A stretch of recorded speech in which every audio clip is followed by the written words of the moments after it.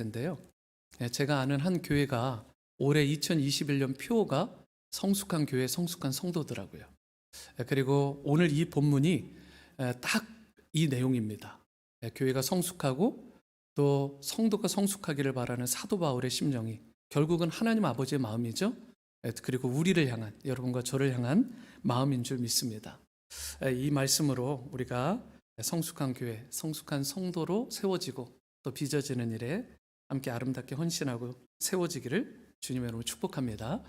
지혜의 어른이라고 불려지기도 하고 또 낭만 농객이다 이렇게 불리우는 김동길 박사님이 있습니다. 이분이 나이를 이렇게 연세를 보니까 올해 92세, 생일을 지나시면 93세시더라고요. 그런데 이분이 87세가 되었던 2015년에 나이 들미 고맙다, 나이 들미 고맙다라는 책을 내셨어요. 참 그것도 대단하시죠. 거기에 이런 내용이 있습니다. 나는 어릴 적 다니던 평양의 어느 교회에서 그런 할아버지를 본 적이 있습니다. 요즘은 풍금 페달을 발로 밟게 되어 있지만 당시만 해도 풍금 소리가 나려면 풍금을 연주하는 사람과는 별도로 누군가 풍금 뒤에 숨어서 페달을 손으로 돌려야만 했습니다. 내가 봤던 할아버지는 바로 그렇게 풍금 뒤에 숨어서 손으로 페달을 돌리는 분이셨습니다. 그 노인은 평생 그 일을 했습니다. 그러니 아무도 그분을 알아주지 않았습니다. 사람들이 주목해보는 이는 풍금을 치는 예쁜 아가씨일 뿐, 더구나 예배 시간에 아름다운 풍금 소리가 울려 퍼질 때면 사람들은 모두 그 아가씨를 찾아가서 예쁘다, 풍금을 참 잘 친다, 이렇게 칭찬과 격려를 아끼지 않았습니다. 하지만 그 할아버지를 찾아가서 수고하셨습니다 라고 말하는 일을 한 번도 본 적이 없습니다. 그러나 하나님만은 그 노인네에 숨어서 하는 봉사를 어여쁘게 보셨을 것입니다. 그 노인네가 숨어 페달을 손으로 돌리지 않았다면 예배가 제대로 드려지지 못했을 테니 말입니다. 그 노인네야말로 하나님 앞에서만 예배를 드린 참 신앙의 예배자였던 것입니다. 그러면서 이 김동길 박사님이 이런 개인적인 마음도 좀 더 나눠주셨습니다. 내 인생이 어느덧 겨울이라는 계절을 맞았기 때문일까요? 밖으로 멋있게 드러나는 모습, 사람들에게 그럴싸하게 보이는 모습이 사실은 아무것도 아님을 점점 더 실감하는 요즘입니다.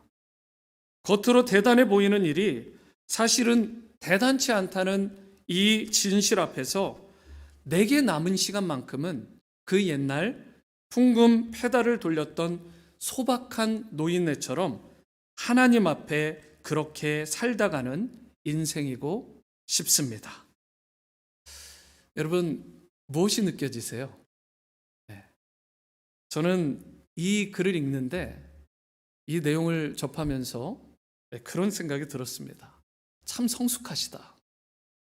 이 글의 주인공이 되었던 풍금 페달을 묵묵하게 정말 호흡이 닿는 그 순간까지 누가 보든 누가 알아주든 말든 그 일을 감당했던 그 노인분도 참 대단하신 분이고 성숙하신 분이고 또 그것을 볼 수 있는 눈이 열려있는 이 김동길 박사님도 참 성숙하시고 또 마지막에 자기 인생을 그렇게 남들에게 보이고 또 드러나기 위해서 안간힘을 쓰는 것이 아니라 겉으로 대단해 보이지 않더라도 소박하게나마 이 풍금을 페달을 돌리는 노인네처럼 하나님 앞에서 그렇게 소박하게 묵묵하게 살다가 부르심을 받고 싶다라는 이 고백.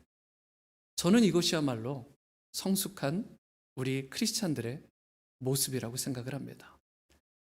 여러분, 이분의 고백, 저와 여러분들이 이제 우리도 이것을 볼 수 있는 눈이 열리고 또 이러한 삶을 추구하게 되는 그런 은혜가 있을 때에 우리가 좀 더 성숙한 신자로 그리고 그러한 성도들이 모인 교회가 조금 더 성숙한 교회로 되지 않을까. 우리 가운데 요즘 오늘 이제 특별히 찬양팀과 함께 불렀던 마지막 찬양인데요. 여러분들이 모르시는 분들도 참 많을 수도 있겠지만 청년부에서는 굉장히 은혜롭게 많이 즐겨 부르던 찬양입니다. 그 가사 가운데 이런 내용이 있어요. 아주 짤막한데 굉장히 임팩트가 있는 소중한 말씀.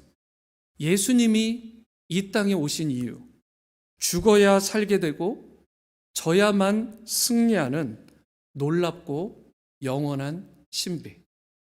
제가 지난주 금요 청년 예배 때도 우리 청년부 찬양팀이 이제 별도로 있어서 이 찬양팀이 부르는데 마음의 울림이 참 대단했습니다. 너무 크게 다가왔어요.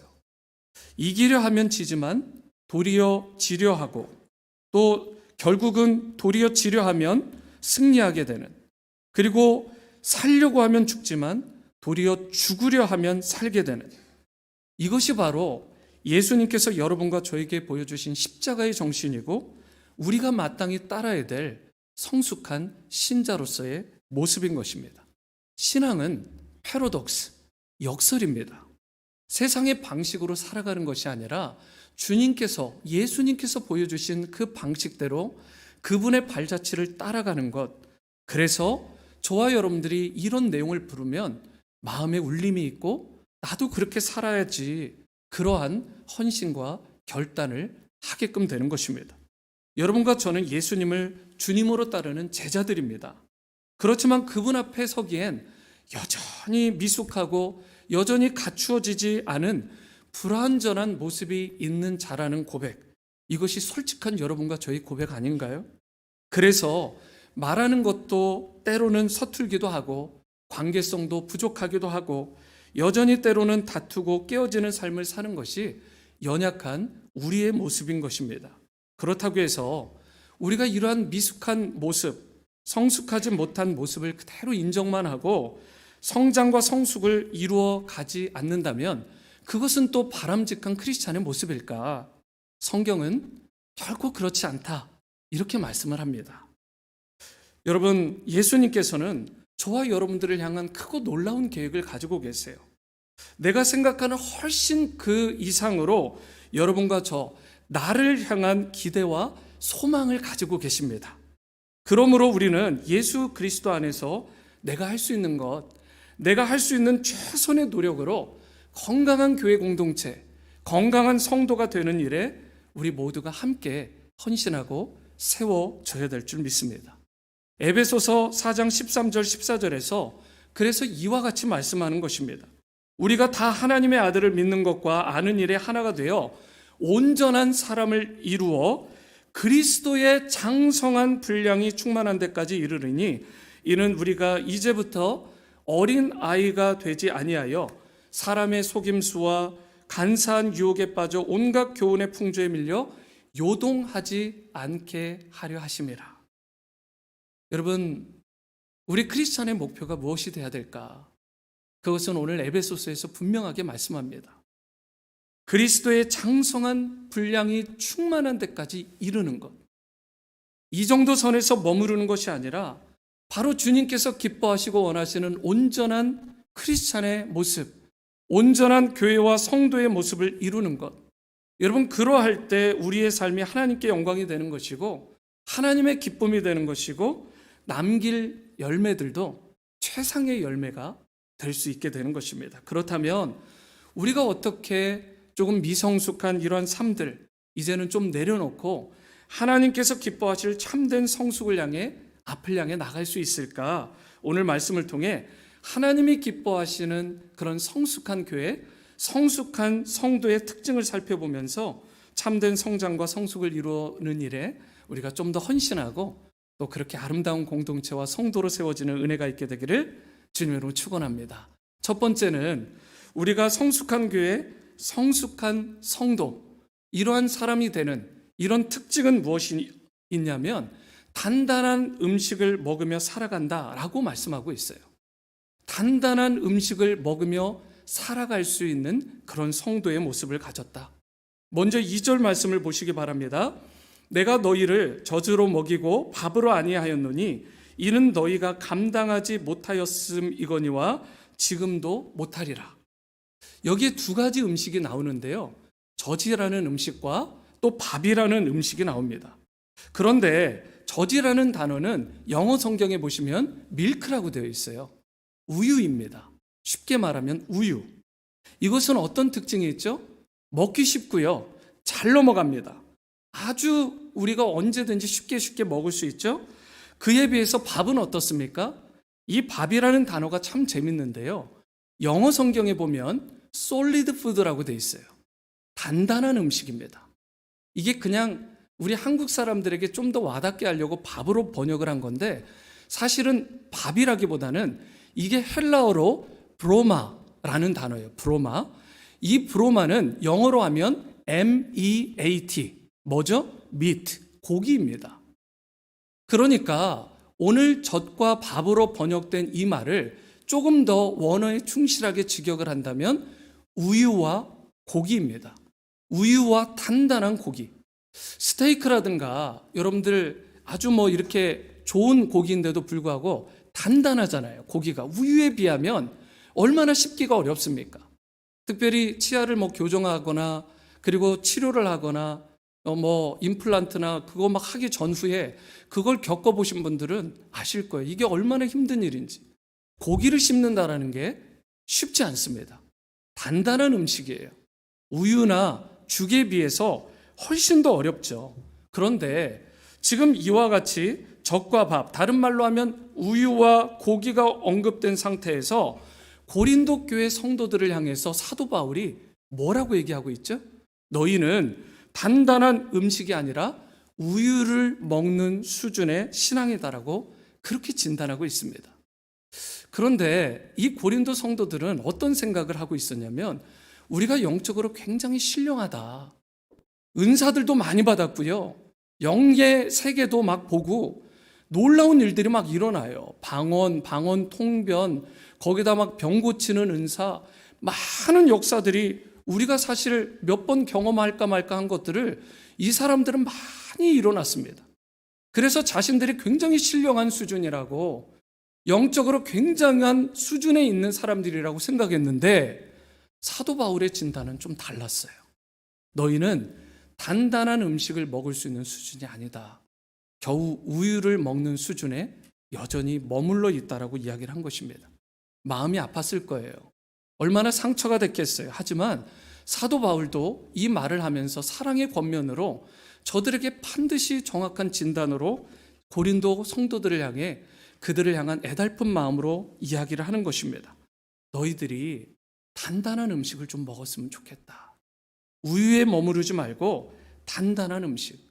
그런데 고린도 성도들이 단단한 음식을 먹을 만큼 성장하지 못했다라고 이야기를 하는데 여러분 예수님 안에서 거듭난 성도된 여러분과 저 마땅히 우리도 성장해 가야 되잖아요.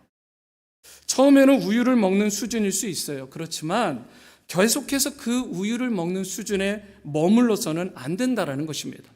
특별히 신앙의 연수, 신앙의 경륜이 쌓이면서 우유만 먹는 수준을 벗어나서 저와 여러분들이 고기와 같이 단단한 음식, 단단한 영의 말씀, 하나님의 말씀도 먹을 수 있어야 된다는 거예요. 만약 거듭난 크리스찬인데 구원받은 하나님의 백성인데 전혀 성장해 가지 못하는 성도가 되어버린다면 그것은 매우 심각한 문제라는 것입니다. 그리고 그러한 성도들로 끝나는 게 아니라 그 교회 자체가 건강해지지 못하는 것입니다. 왜 그러냐면 교회는 성도의 공동체, 성도의 모임이기 때문에 그렇습니다. 여러분 물론 사람마다 성장의 속도는 조금씩 차이가 있을 수 있어요.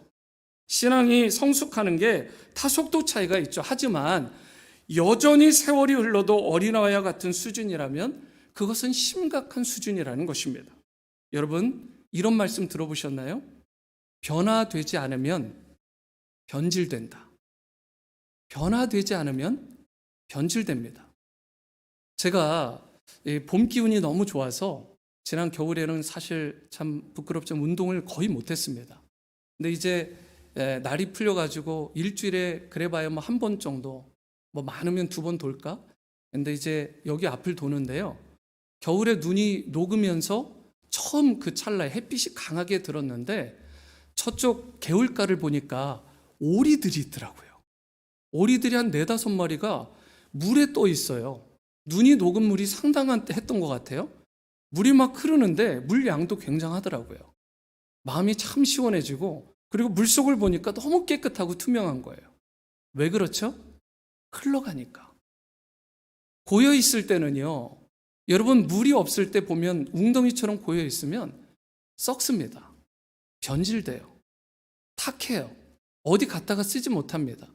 마시면 병듭니다. 심각한 상황이 될 수 있어요. 그런데 흐르는 물은요, 갈수록 계속해서 흘러서 더 큰 곳으로 나가게 되고, 강을 만나기도 하고 바다를 만나기도 하겠죠.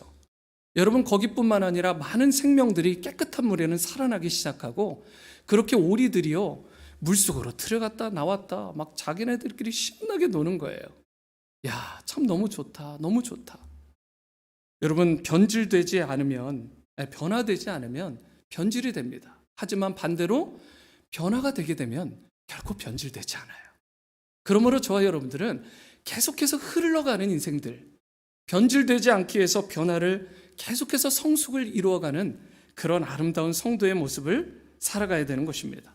교회든 성도든 계속해서 영적인 성장과 변화를 저와 여러분들이 이루어 가야 되는 것입니다. 그렇지 않으면 결국 그 교회의 건강 그리고 성도의 신앙은 변질될 수밖에 없기 때문에 그렇습니다. 그래서 히브리서 5장 12절에도 이런 경고의 말씀이 있어요. 때가 오래되었으므로 너희가 마땅히 선생이 되어야 할 터인데 너희가 다시 하나님의 말씀의 초보에 대하여 누구에게서 가르침을 받아야 할 처지이니 단단한 음식은 못 먹고 젖이나 먹어야 할 자가 되었다. 여기도 똑같이 고기를 못 먹는 수준, 그렇지만 너희는 우유를 먹는 수준이다라는 말씀입니다. 하나는 고린도 성도, 하나는 히브리 성도인데 똑같은 말이 쓰였어요.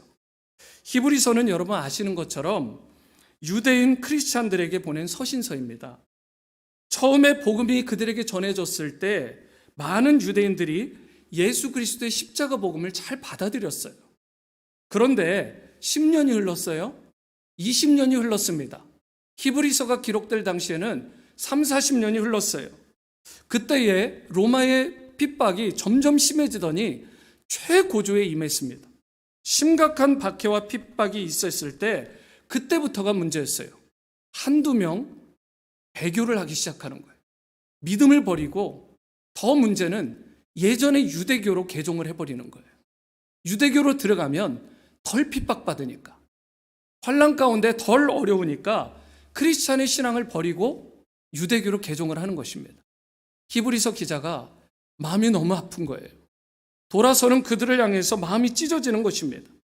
그 아픈 마음, 그 고통스러운 마음을 부여잡고 그들이 돌아서지 못하도록 돌아가는 것들을 어떻게든 막아보기 위해서 그들에게 경고의 메시지를 준 것이 히브리서입니다.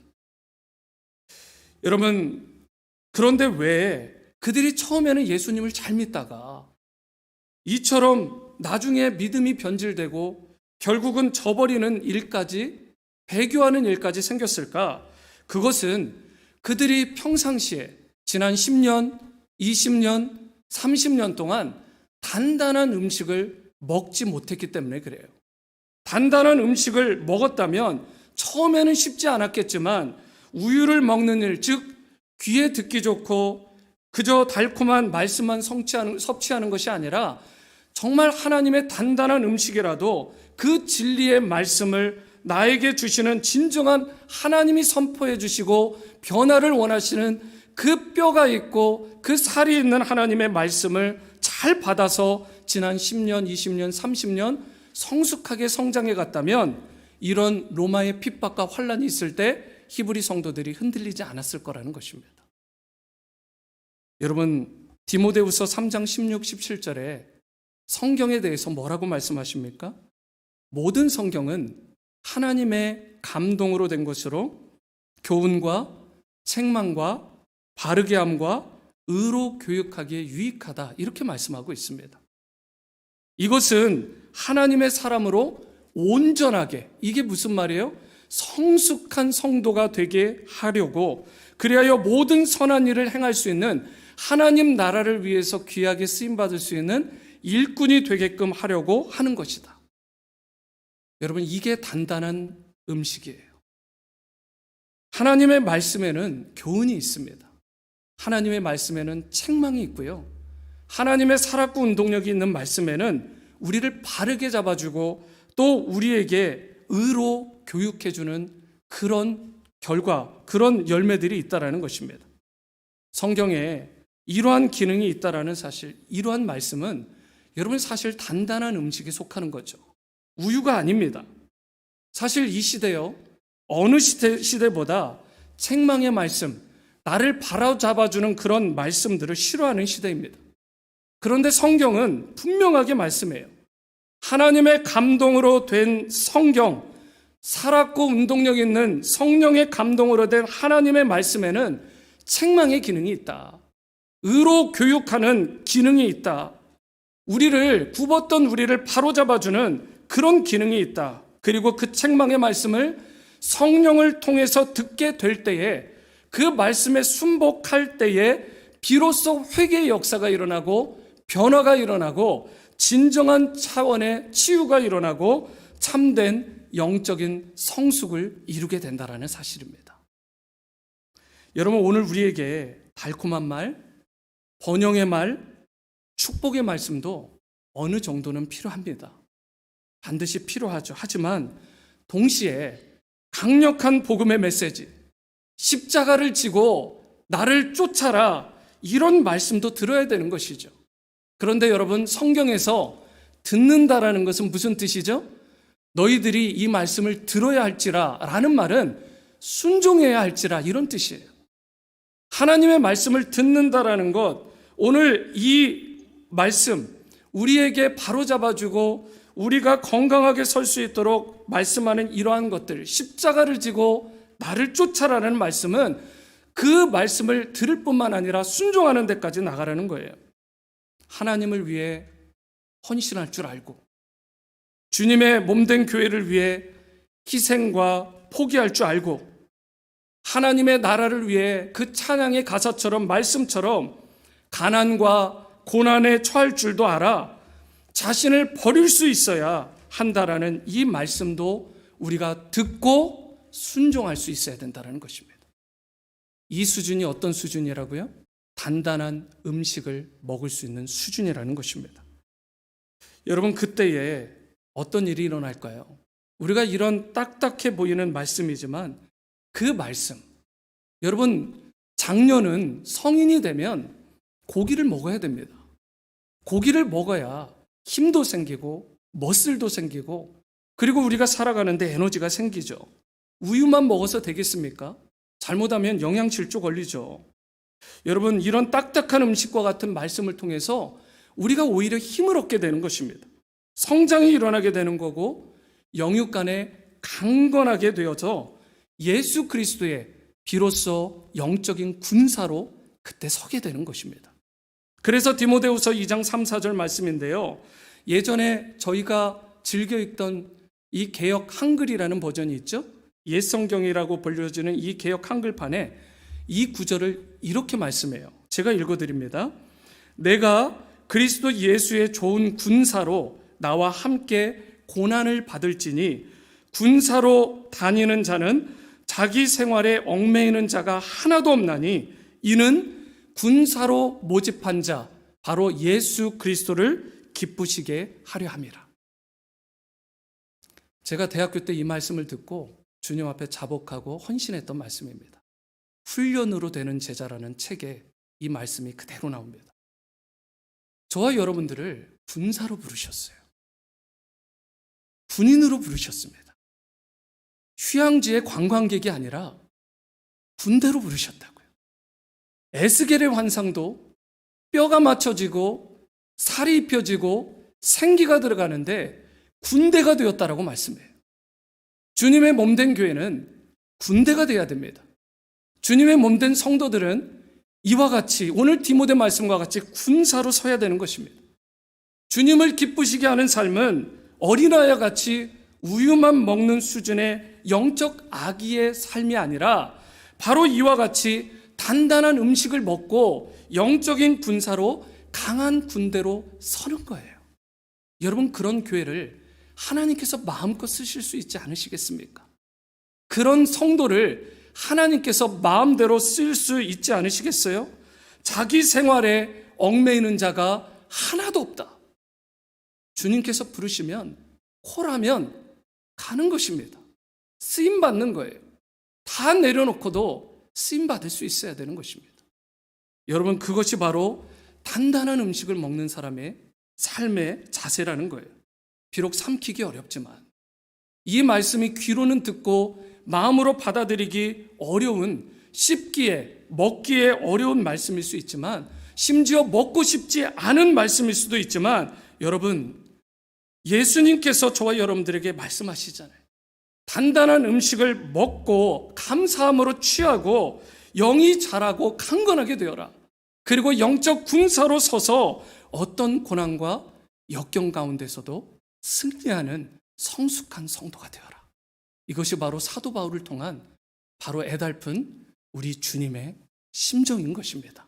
저는 오늘 여러분과 제가 단단한 음식을 먹을 수 있는 수준, 그리하여 영적으로 성장하고 성숙한 그런 성도로, 또 가정으로, 교회로 세워지는 은혜가 있게 되기를 주님의 이름으로 축원합니다.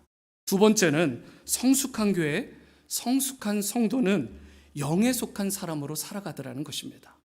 육신에 속한 자가 아니라 영에 속한 자로 살아가더라. 3절 말씀입니다. 너희는 아직도 육신에 속한 자로다. 너희 가운데 시기와 분쟁이 있으니 어찌 육신에 속하여 사람을 따라 행함이 아니요. 오늘 3절 말씀의 처음 부분이 어떻게 시작하죠? 너희가 아직도 라고 말합니다. 아직도.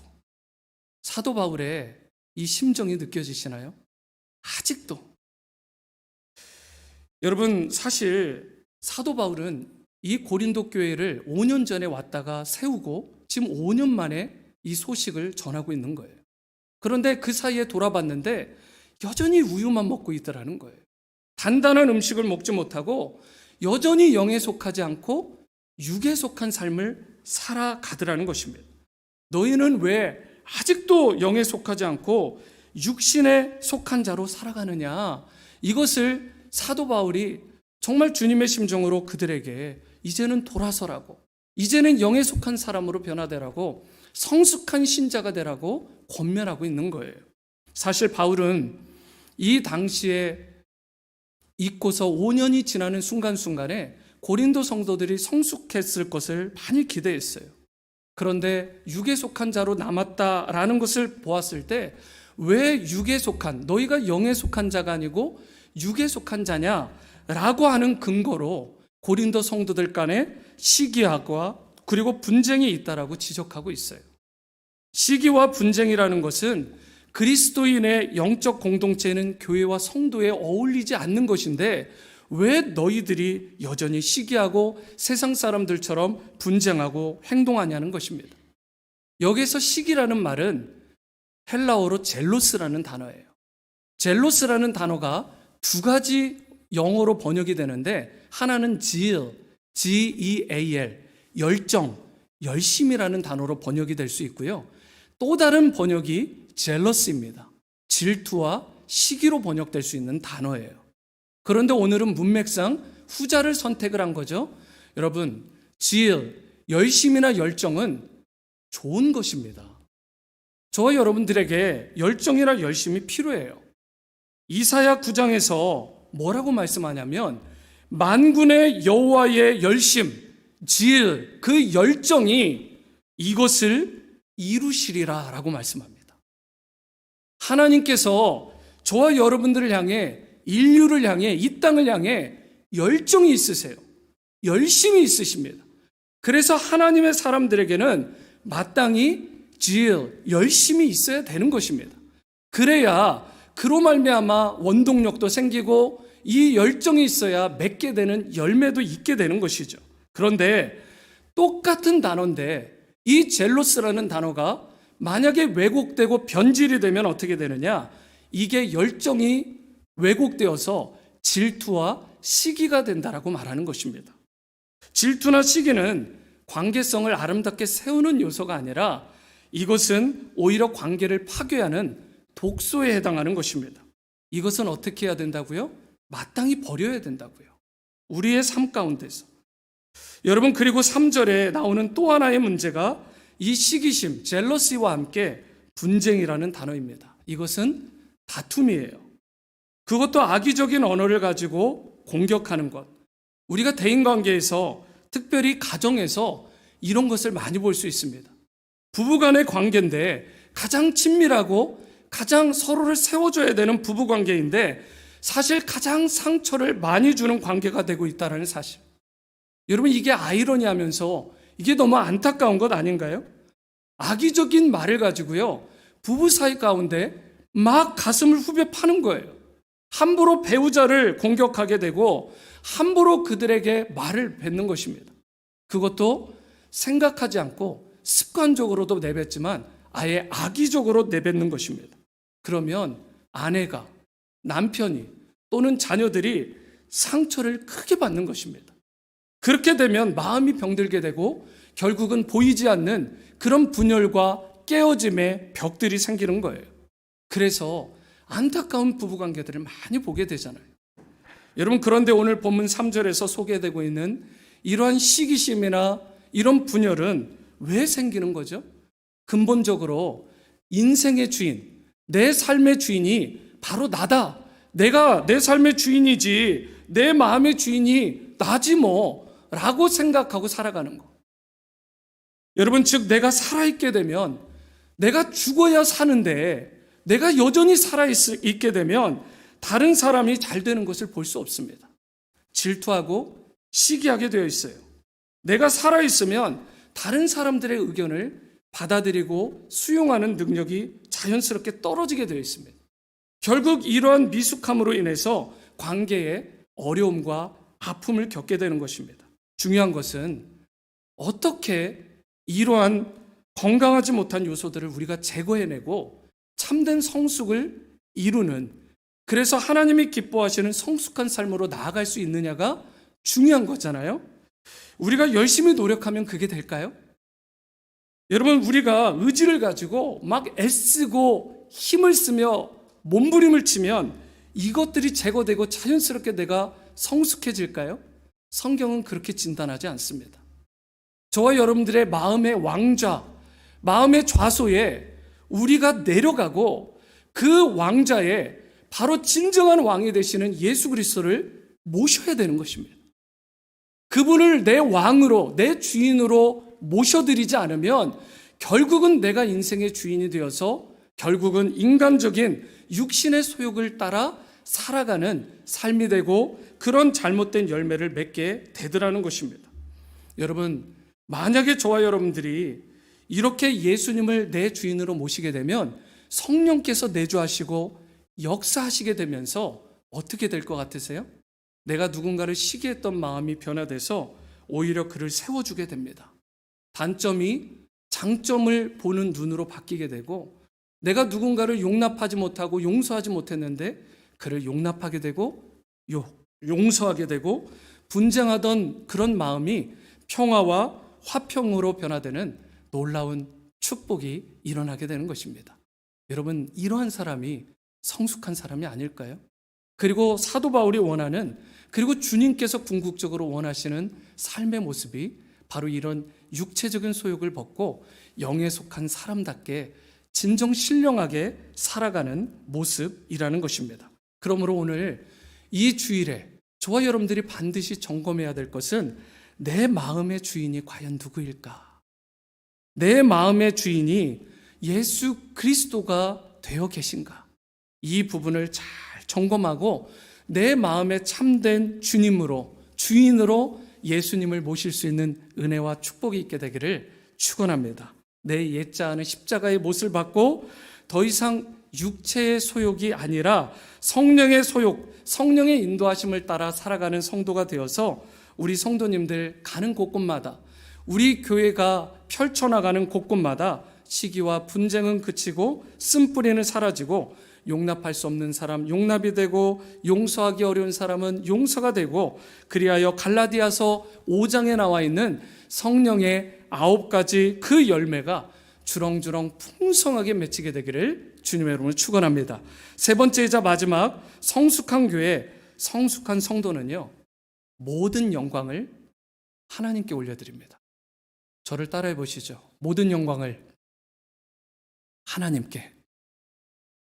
여러분, 이것이 성숙한 교회와 성숙한 성도의 모습이라는 것입니다.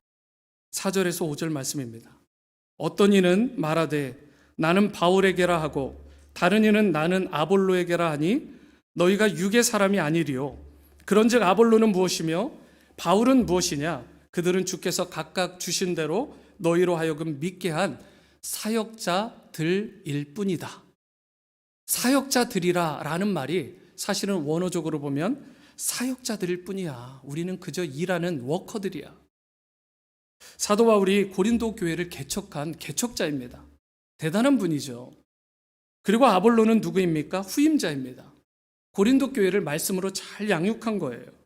그런데 바울이 이렇게 말해요.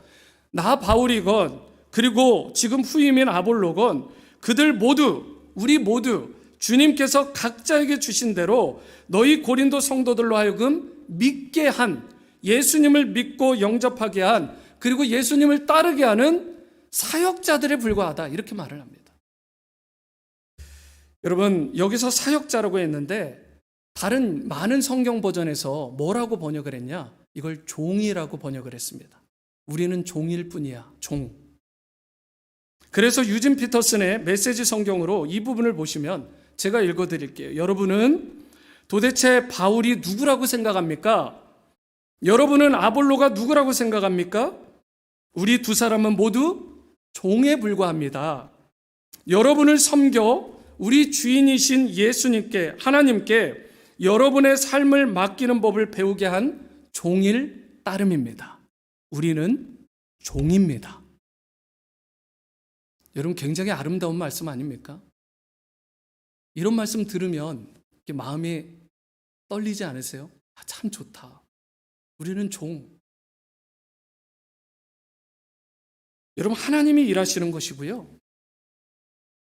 바울이나 아볼로, 여러분과 저, 그 모두도 그저 도구에 불과한 것입니다. 하나님이 주인이시고 하나님이 역사하시는 거예요. 나는 그저 종이다, 슬레이브. 이런 마음의 자세를 가졌기 때문에 6, 7절 이런 말씀이 가능한 거예요.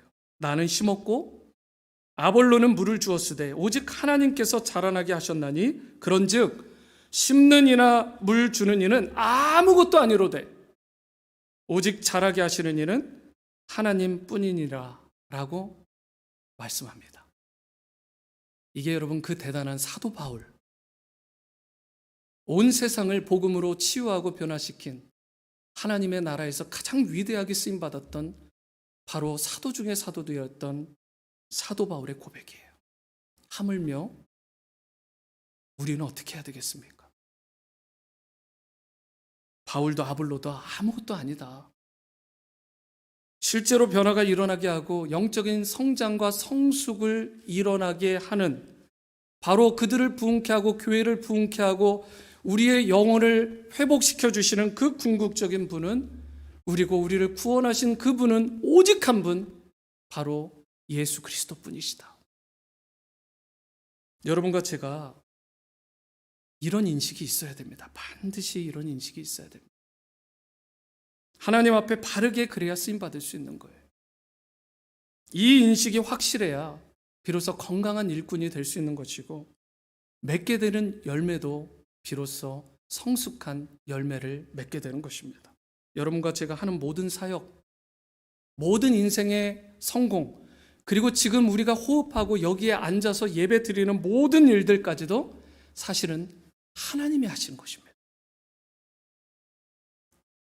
나의 가정의 축복이요? 풍요롭고 성공적인 나의 인생과 커리어요? 그리고 오늘을 살아갈 뿐만 아니라 내일의 미래의 소망이 있는 거요? 그 모든 거 내가 만들고 또 내가 만들어가는 게 아닙니다. 여러분, 모두 하나님이 만들어 주신 것이고 또 하나님이 만들어 가실 것입니다. 그러므로 우리 모두 나는 하나님이 세우신 사역자, 하나님이 세우신 종에 불과하다.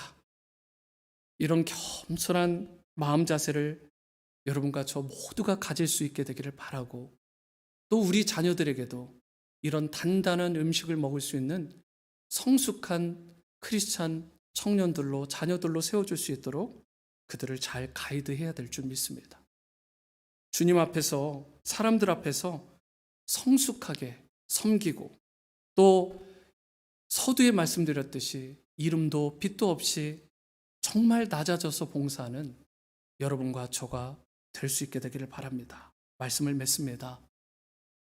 사랑하는 오늘의 침례교회 성도님, 여러분들, 우리 크리스천의 모습이라는 거 아직 완성된 게 아닙니다. 여러분과 저를 포함해 모든 크리스천들은 미완성입니다. 아직 숙성되지 않았고 아직 연약함이 있어요.